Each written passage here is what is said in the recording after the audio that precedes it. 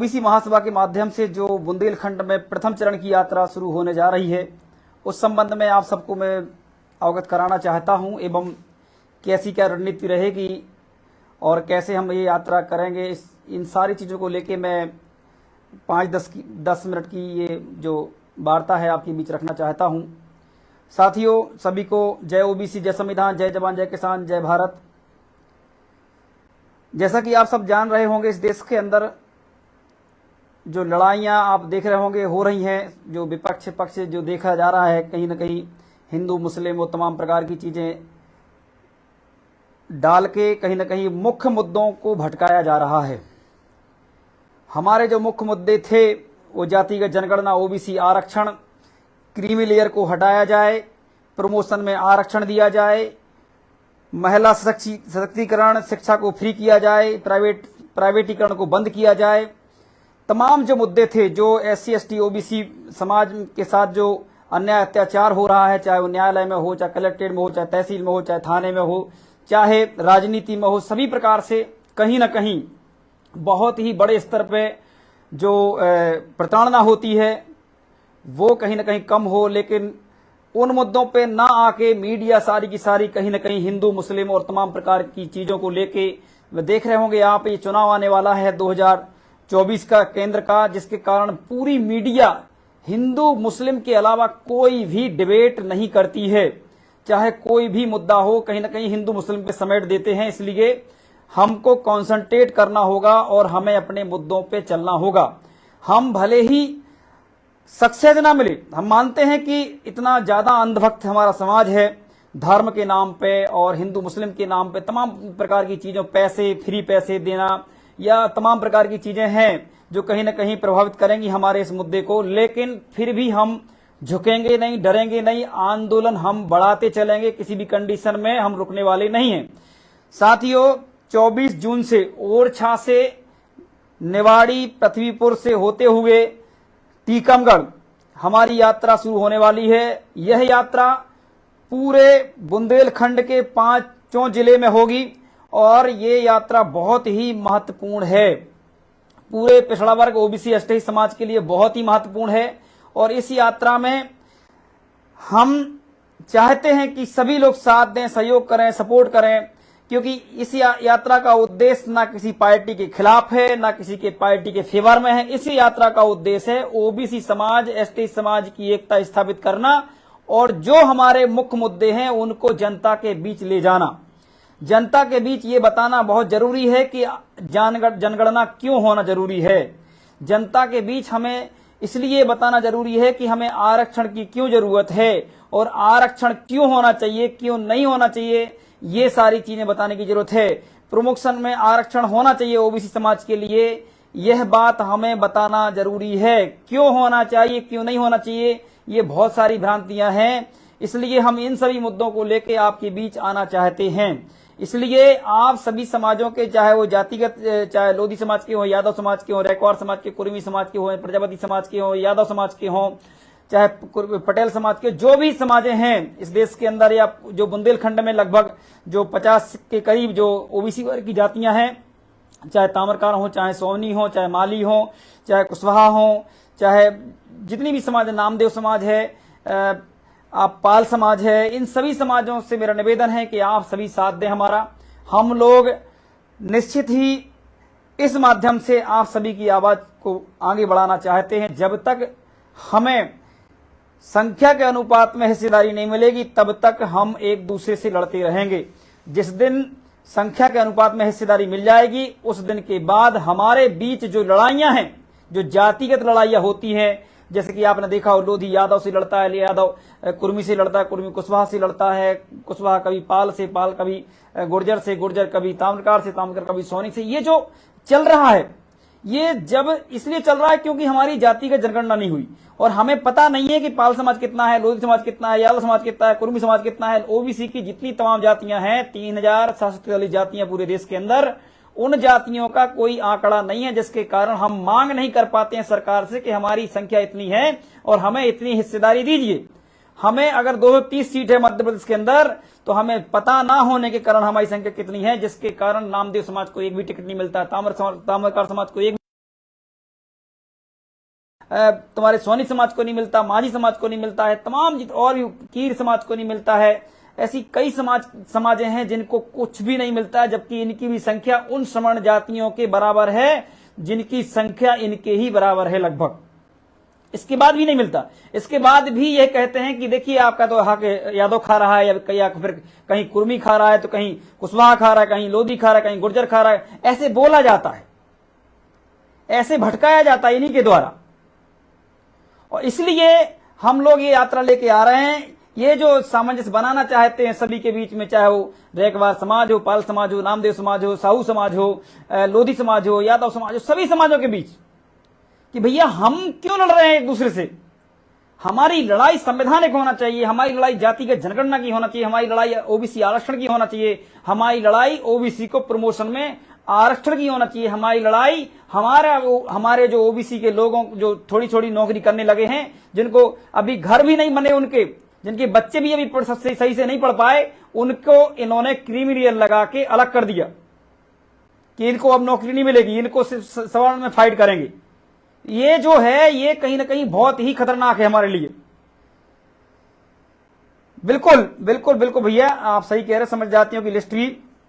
तो मेरा आप लोगों से निवेदन है कि इस वीडियो को शेयर करें। हमारी जो प्रथम यात्रा है, हम लगभग 1000 तख्तियां बनवाने का प्रयास कर रहे हैं। समाज के सभी वर्गों के लोगों से हम निवेदन कर रहे हैं कि सहयोग करें।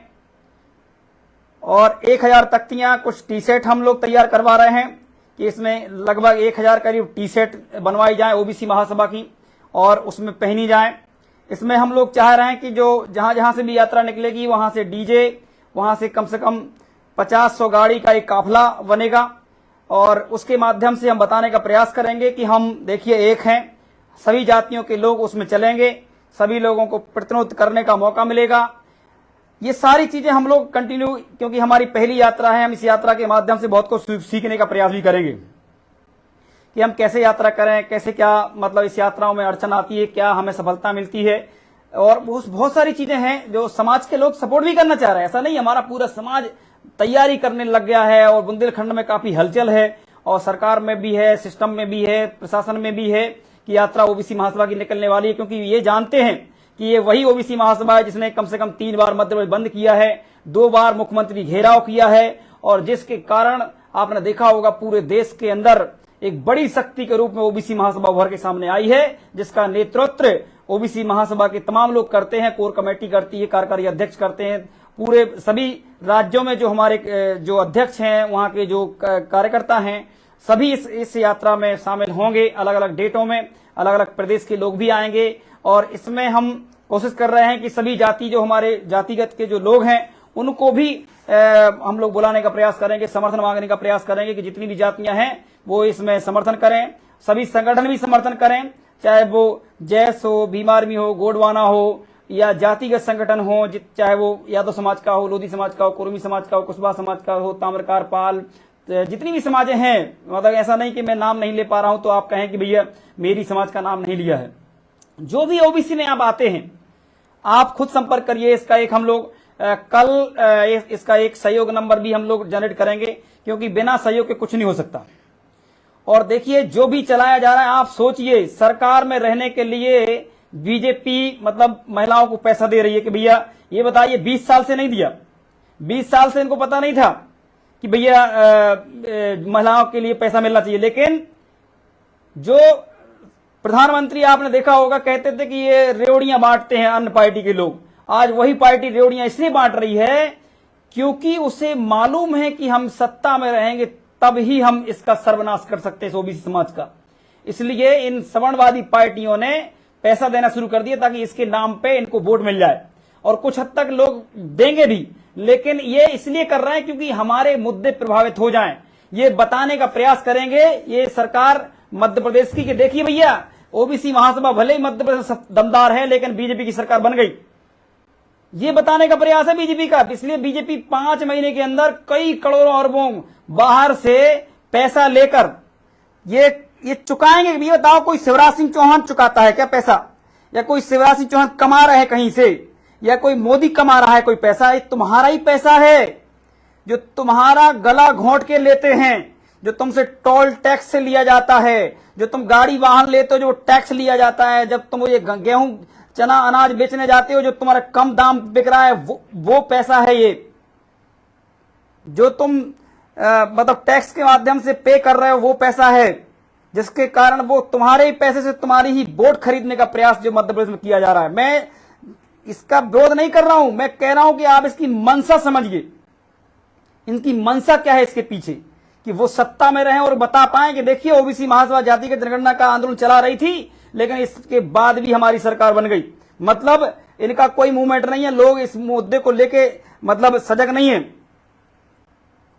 इसलिए साथियों, इस यात्रा में आप सभी लोग जिम्मेदारी के साथ साथ दें और ओबीसी महासभा को मजबूत करें, क्योंकि यही एक संगठन है जो आपकी आने वाली पीढ़ी के भविष्य के लिए लड़ रहा है। आपने देखा ओबीसी महासभा के कारण, आपको पता होना चाहिए, भोपाल में एक हमारे ओबीसी वर्ग के शेषराम लोधी जी का के साथ एक नीरज मिश्रा ने बदतमीजी की, वो सुपरवाइजर थे और पता है आपको आज उसको हटा दिया गया है और उसने पहले माफी मांगी। इसके बाद ओबीसी महासभा मैंने मतलब बोला उनके जो मेन हेड हैं कि आप किसी भी कंडीशन में इस व्यक्ति को हटाइए, तो आज उसको चलता कर दिया, उसको भगा दिया, जबकि उसका भाई डीएसपी है। आप सोचो भोपाल में मतलब कितना खौफ है पुलिस वालों के लिए और सारी चीजों के लिए ओबीसी महासभा का। तो आपको ये ताकत समझना पड़ेगी कि मैं ओबीसी महासभा का हूं और ओबीसी महासभा से बढ़ के कोई नहीं है।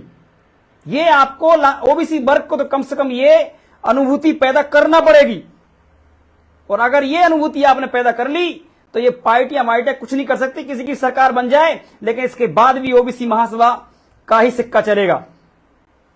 ये तब होगा जब आप अपने जहन में बना लें कि मैं ओबीसी महासभा का क्रांतिकारी साथी हूं, मैं तो लड़ूंगा, मैं तो बहुजन समाज के लिए लड़ूंगा, मैं तो जय भीम, जय फूले, जय अवंती, जय साहूजी महाराज से लेके पेरियर कबीर से लेके सारे महापुरुषों को मैं मानता हूं और आगे इनकी विचारधारा को बढ़ाऊंगा। इन सारी चीजों को लेके आपको आगे आना होगा।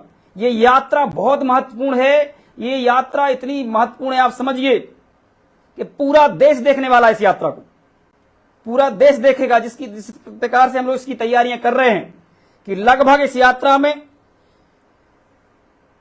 सभी समाजों को जोड़ा जाए, सभी समाजों के जो सामाजिक मूवमेंट चलाते हैं उनको जोड़ा जाए, जाति के संगठन चलाते हैं उनको जोड़ा जाए, जो भी एससी समाज के संगठन है उनको जोड़ा जाए, क्योंकि हमारे मुद्दे वही है, जाति के जनगणना, ओबीसी आरक्षण, जो बाबा साहब भीमराव अम्बेडकर का सपना है, जो फूले साहब का सपना है, जो पेरियार कबीर का सपना था, जो अवंती ब्रह्मानंद जी का सपना है, उस सपने के लिए हम लोग लड़ रहे हैं और वो सपना पूरा हो सकता है। ये जो तमाम प्रकार की एक जो आइडियोलॉजी बीजेपी ला रही है कि पैसा दो, 20 साल सरकार में रहे, पैसा नहीं दिया महिलाओं को, लेकिन पैसा इसलिए दिया जा रहा है क्योंकि उनको मालूम है कि हम कहीं भी नहीं आ रहे, क्योंकि हमने जो 20 साल काम किया है, रेत बेच दिए, जंगल बेच दिए, लकड़ी बेच दी, खदानें बेच दी, सब कुछ बेच खा लिया इन लोगों ने। मध्य प्रदेश को जिस तरीके से खोखला किया है, आपको बता देना चाह रहा हूं, ये आने वाले फ्यूचर के लिए बहुत ही खतरनाक होने वाला है। और हम अगर देखिए लोगों कुछ भी कहें, जब तक आपको संविधान, देखिए आपको पता होगा एससी और एसटी समाज बहुत ही कमजोर हुआ करता था एक समय, जब उसको संवैधानिक अधिकार मिले तो आप देखिए आज वो कहीं ना कहीं मजबूत हो रहा है, कहीं ना कहीं वो लड़ रहा है हर किसी से, और वो संविधान की जो अधिनियम है, जो कानून है, उसके कारण हो पा रहा है। और ये तब होगा जब हमारे लोग संवैधानिक अधिकार प्राप्त करेंगे, और संवैधानिक अधिकार आपको तब मिलेंगे जब आपकी जनगणना होगी,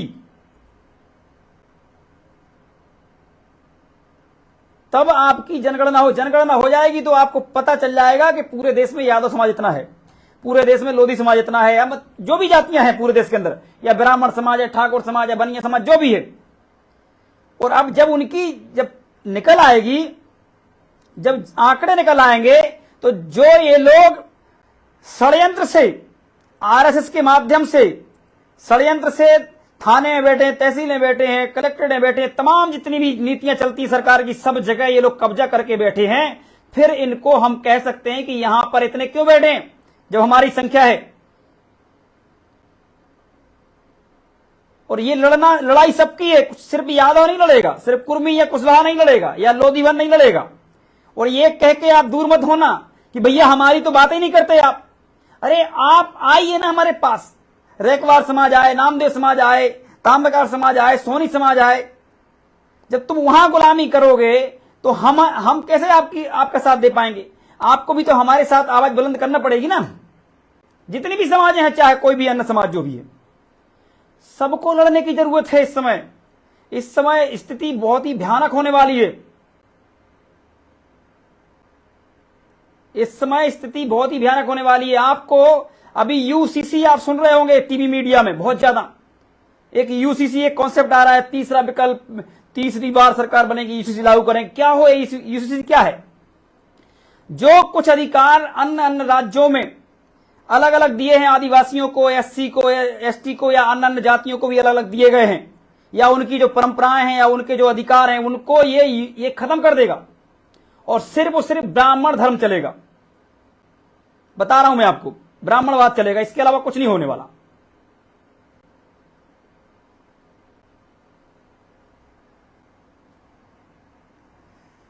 बिल्कुल भैया, बिल्कुल सही कह रहे हैं आप। तो यह यात्रा बहुत महत्वपूर्ण है।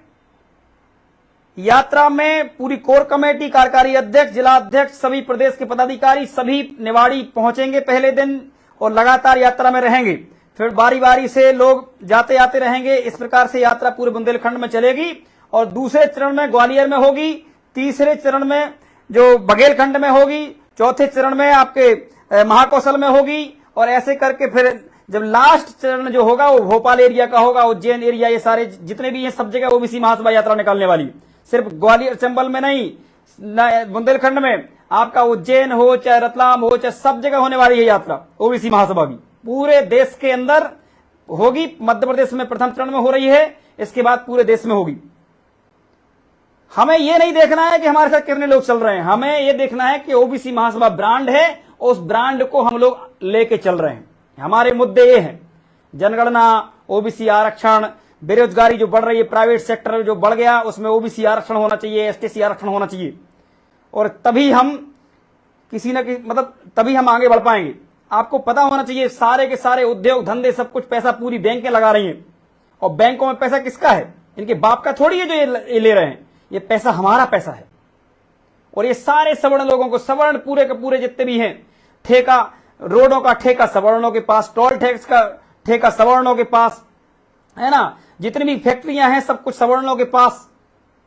तुम्हें लोन नहीं मिलेगा, उनको लोन मिल जाएगा। उनको ठेका लेने तक के लिए लोन मिल जाता है।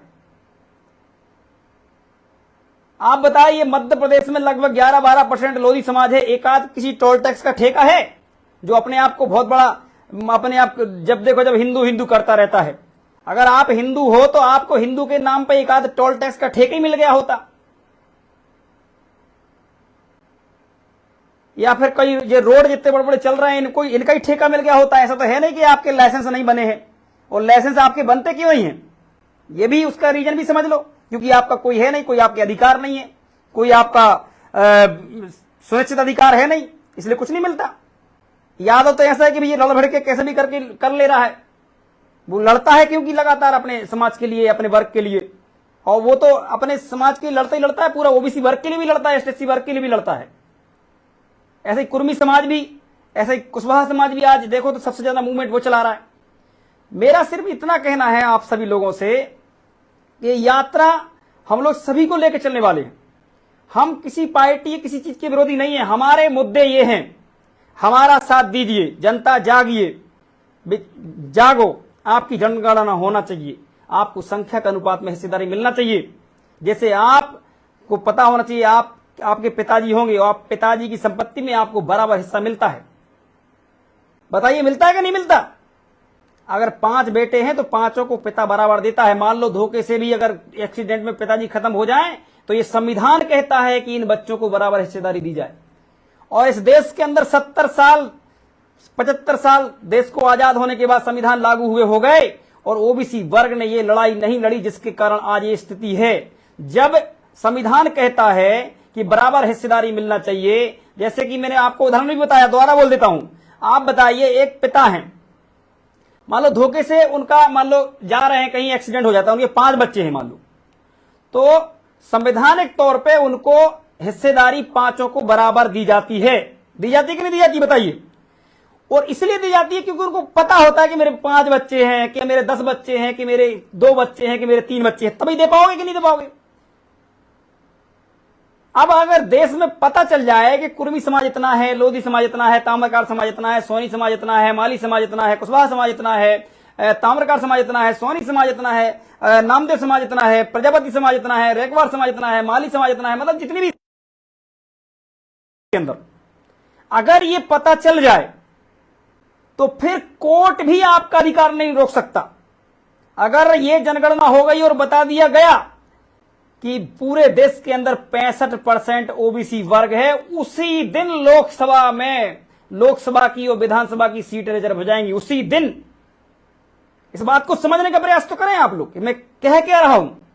अगर आंकड़े मिल जाएंगे जिस दिन, उस दिन सुप्रीम कोर्ट आपको नहीं रोक सकता। अगर सुप्रीम कोर्ट नहीं रोक सकता, आपके पास आंकड़े होंगे, देखो मिस्टर, ये आंकड़े हैं 65% और 543 सीट लोकसभा की है और 65% का निकालिए तो 353 सीट जो है ओबीसी वर्ग के लिए रिजर्व हो जाएगी, जैसा कि एससी और एसटी के लिए रिजर्व है 137 करीब। समझे मेरी बात को, समझिए, समझने का प्रयास करें। हम लोग लड़ाई जो है, इसी लड़ाई को दबाने के लिए तमाम प्रकार का हिंदू मुस्लिम, यूसीसी, ये लव जिहाद, तमाम पता नहीं क्या धर्म और ये सब कर रहे हैं, जबकि सब धर्मों में गलत लोग होते हैं। सभी धर्मों में तमाम प्रकार के नाटक होते हैं, घरों में भी होते हैं, लड़ाइयां होती हैं, गोलियां चलती, सब कुछ होता है, सब जानते हैं। घर घर में लड़ जाते हैं लोग, मर जाते हैं, लेकिन फिर भी व्यवस्थाएं संविधान के हिसाब से ही चलती हैं। लेकिन आज की स्थिति में संविधान को खत्म करने का प्रयास किया जा रहा है। तमाम प्रकार की ऐसी कुछ चीजें लाई जा रही हैं जिससे कि आदिवासियों के जो अधिकार हैं उनको खत्म करने का। यूसीसी क्या करेगा? आदिवासियों के अधिकार खत्म हो जाएंगे कई प्रकार के, उनको पता ही नहीं है अभी। कई परंपराएं आपकी खत्म हो जाएंगी, कई चीजें आपका सब कुछ खत्म कर देंगे ये लोग। ये तो जाके विदेश में बस गए हैं और विदेश से आए हुए लोग हैं, तो आपका बर्बाद करने के लिए आ रहे हैं, लेकिन कोई भी समझ नहीं पा रहा है। मीडिया इतना नीच मीडिया हो गया इस भारतवर्ष का, इतना नीच, इतना गंदा कि आप सोच नहीं सकते। मीडिया देखो तो ऐसे दिखाता है, मीडिया चौथा स्तंभ होता है और मीडिया को कभी सरकार की बड़वारी नहीं करना चाहिए, उसको हमेशा प्रश्न चिन्ह खड़ा करना चाहिए सरकार पे। तब जाके देश आगे बढ़ेगा, तब जाके इस देश का भला होगा, तब जाके जो बेरोजगारी बढ़ रही है वो कम होगी। एक बता दें मुझे, जिस प्रकार से ये तमाम प्रकार की सरकार की नीतियों का जो प्रचार करते हैं, अरे मैं इनसे कहना चाहता हूं मीडिया के दल्लों से कि तुम बताओ कि देश में बेरोजगारी के लिए कोई 1-2 दिन का टाइम निकाल लीजिए। बेरोजगारी के आंकड़े बताइए देश को, कितने लोग बेरोजगार हैं, कितने लोग निकल रहे हैं इस देश के अंदर पढ़ लिख के, क्यों बेरोजगार हैं, सरकार क्यों नहीं कर रही कुछ, क्यों इस देश के अंदर बलात्कार हो रहा है, क्यों इस देश के अंदर आज भी छुआछूत चल रहा है, क्यों इस देश के अंदर अभी घोड़ी पे चढ़ने से रोका जाता है। क्या सिर्फ समाज सेवियों का ही सिर्फ है, समाज सेवी करेंगे क्या काम, सरकार कुछ नहीं करेगी। कोई मूवमेंट नहीं चलाया जा रहा इस देश के अंदर। जो हिंदू हिंदू हिंदू करता रहता है ढोंगी, वो बागेश्वर का एक, अरे ये चलाओ कि ये जो तुम्हारे क्षेत्र में घोड़ी पे नहीं चढ़ने दिया जा रहा है, उसके लिए कोई काम कर रही नहीं कर रही।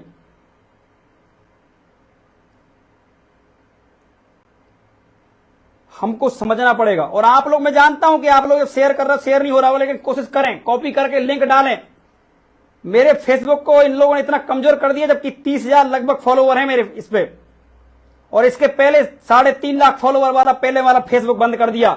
33,000 ट्विटर पे मेरे फॉलोवर थे, उसको बंद कर दिया। ये बीजेपी की नाकारा निकम्मा, आरएसएस की ये सरकार ने इतनी नाकारा निकम्मा है कि गाली देने का मन करता है। बताइए, बता रहा हूं मैं आपको। सोचिए, मेरे जैसे किसान के घर का बेटा, 30,000 फॉलोवर थे मेरे, भारत में किसी की ओबीसी के नहीं थे मूवमेंट चलाने वाले के। मेरे 3.5 लाख फेसबुक पे फॉलोवर थे, उसको इन लोगों ने बंद कर दिया।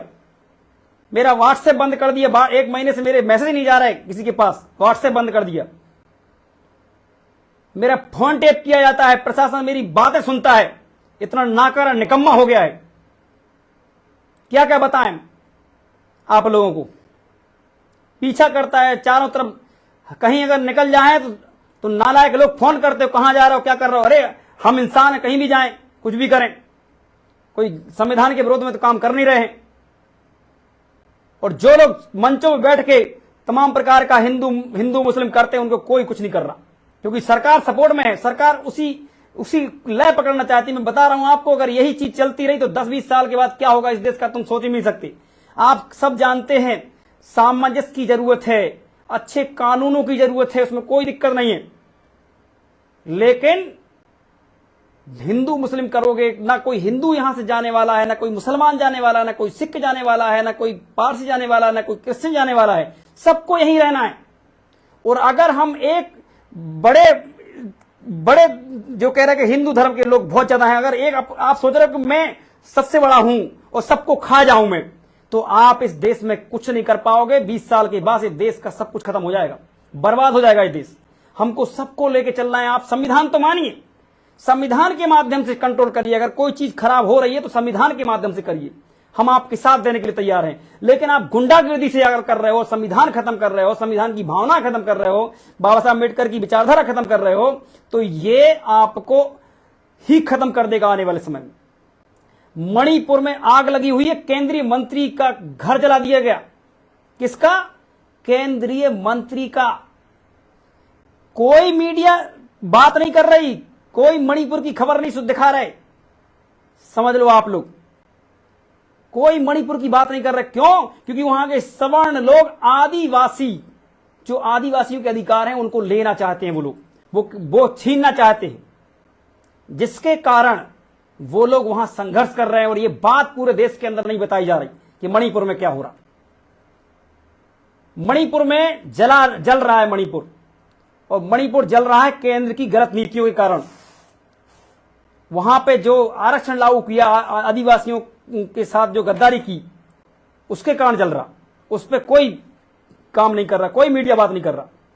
तो साथियों, और जो पुलवामा अटैक हुआ उसके लिए जो बोला गया है उसमें कोई काम नहीं हो रहा है। सेना के साथ इतने बड़े गंभीर आरोप लगाए गए हैं, लेकिन इसके बाद भी कोई सामने नहीं आया। अपन लोग बोलते हैं तो लोगों को लगता है अरे यार ये लोग पता नहीं क्या बात करते हैं, ऐसा हो ही नहीं सकता है। हो तो कुछ भी नहीं सकता है, लेकिन हो रहा है कि नहीं हो रहा है? अगर गवर्नर बोल रहा है कि पुलवामा हमला जो हुआ था वो कहीं ना कहीं चूक थी हमारी, तो क्या उस पर जांच नहीं होना चाहिए? और कौन लोग इसमें लिप्त थे जिसके कारण ऐसा हुआ, और इसका फायदा किसने लिया? फिर होना चाहिए, लेकिन कोई नहीं सुनना चाह रहा। अरे पैसा कुछ नहीं होगा, तुम घर बना लोगे, रोड बना लो, कोई फर्क नहीं पड़ने वाला। अगर समाज और संस्कृति और इस देश का संविधान नहीं बचा तो कुछ भी नहीं बचेगा तुम्हारा। सब बेच खाएंगे, 1 साल में बेच देंगे पूरे देश को ये लोग, पता भी नहीं चलेगा तुम्हें। आपको तो अभी ये भी पता नहीं कितने जंगल बेच दिए इनने, कितने पहाड़ बेच दिए इनने विदेशों के लिए, आपको नहीं पता होगा, क्योंकि आपको तो सिर्फ हिंदू मुस्लिम देखना पड़ता है ना टीवी पे। कितने जंगल बेच दिए, कितने पहाड़ बेच दिए, कितनी नदियां बेच दी इनने, क्या क्या नहीं बेच दिया इस देश का। लेकिन हमें नहीं मालूम हमें क्या करना है। हम तो अपना चल रहा है ना, हिंदू मुस्लिम चल रहा है, बढ़िया है। हमको तो खतरा मुसलमान से है। अरे खतरा हमारे उन लोगों से है जो इस देश की 34% संपत्ति को विदेश में जमा किए हैं, वो है हमारे लिए खतरनाक। बताइए आप लोग, इस देश की संपत्ति को विदेश में जमा करने वाले कौन लोग हैं? बताओ आप। जो जिनके विदेशों में संबंध हैं, जो लोग विदेशों में रहते हैं, जिनके आजादी के बाद और पहले विदेशों में संबंध रहे हैं, उनके Lodhi Yadav, Kurmi Kushwaha, Prajapati, Rajak Sahu, OBC, ST, minority समाज के 1% लोगों के अकाउंट नहीं होंगे विदेशों में। लेकिन अगर सवर्ण समाज को देखा जाए तो 34% इस देश की विरासत को विदेशों में जमा कर लिए, और इसके बाद भी उसी पैसे से ये हिंदू मुस्लिम कर रहे हैं, पूरी मीडिया खरीद के, और आपको बर्बाद करने की तैयारी कर रहे हैं। आपकी जब भागीदारी सरकार में रहेगी नहीं तो आप सवाल ही नहीं कर पाओगे कोई भी। देश बिकेगा तब भी आप कुछ नहीं बोल पाओगे। अब बिक रहा है, हम तो है ही नहीं वहां, तो हम कैसे बोल पाए? आंदोलन धरना कर लोगे, गोलियां चलेंगी आपके ऊपर, खत्म काम तुम्हारा, तुम कुछ बोल भी नहीं पाओगे। कितने लोग कोई 1200 करोड़ रुपए लेके चला जाता है, कोई 20,000 करोड़ रुपए लेके चला जाता है, कोई 50,000 करोड़ रुपए लेके चला जाता है, कोई घोटाला कर देता है, कोई ये कर देता है, कोई वो कर देता है, कोई कुछ नहीं बोलता। 10 साल में मोदी जी ने एक प्रेस वार्ता नहीं की, सिर्फ मन की बात सुनाते हैं। मीडिया से बात नहीं करना है। और मीडिया से भी उनको इंटरव्यू देते हैं जो पहले से ही पाल के रखे हैं, तो सुबह उठते ही है तो मोदी मोदी ही करते हैं, भक्ति के साथ मोदी मोदी करके ही निकलते हैं घर पे से बाहर। नेशनल दस्तक की आपसे गुजारिश है कि अगर इसको बचाना चाहते हैं तो नेशनल दस्तक को सब्सक्राइब करने के लिए रेड कलर के सब्सक्राइब बटन को दबाएं, फिर बेल आइकन की घंटी दबाएं। नेशनल दस्तक को बचाने के लिए बहुत जरूरी है कि हर खबर को शेयर करें, लाइक करें, कमेंट जरूर करें।